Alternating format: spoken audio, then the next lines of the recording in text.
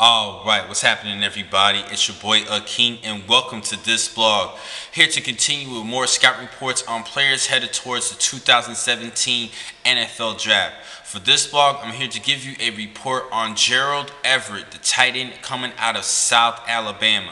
Now, this kid is actually hailing from Lithonia, Georgia, and coming out of high school as a recruit. He was recruited heavily by many SEC schools, but he didn't really have the test scores and the grades to live up to actually go to those schools. And so he actually decided to go to Hutchinson Community College for a couple of years, for 2 seasons, to boost up his grades before transferring to UAB.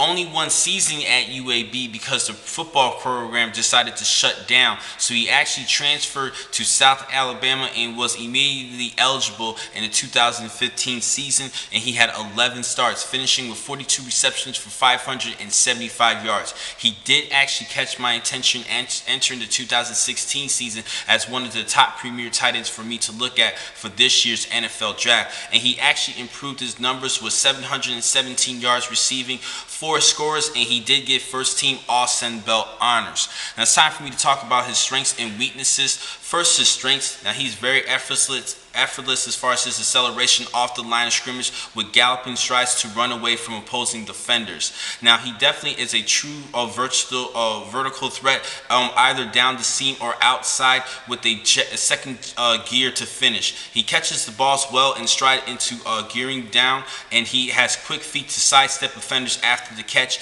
and he doesn't let crowds intimidate him, which is a good thing. He has fierce hands and aggressive mentality as a blocker, which is a good thing. It shows he has good productivity not only as a wide receiver, as a receiving tight end, but also a team player as a blocking tight end. And he has good productive experience and leads South Alabama as the most receiving yards and receiving touchdowns in school history by a tight end. So that definitely has good things about him.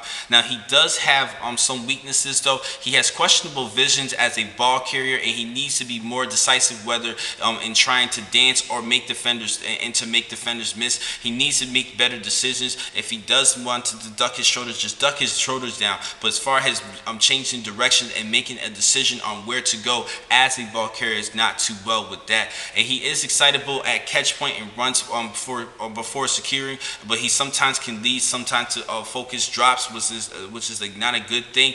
Now he extends, delivers a pop as far as his blocking. Sometimes he does struggle sustaining those blocks from which he can fall off blocks. Needs to show just a little bit improvement at that. And the last thing, he does have good strong hands, but they're kind of tiny hands. And in my perspective, overall, as far as his physical appearance of his hands as a pass catching tight end. Now, overall, for my evaluation, I actually see him as a second, at worst, a third round pick of this year's draft. Now, the next time I catch you guys will be in just a couple minutes. I have 6 more blogs for today. Thank you for watching this blog. I'm your man, King McCall. Be easy.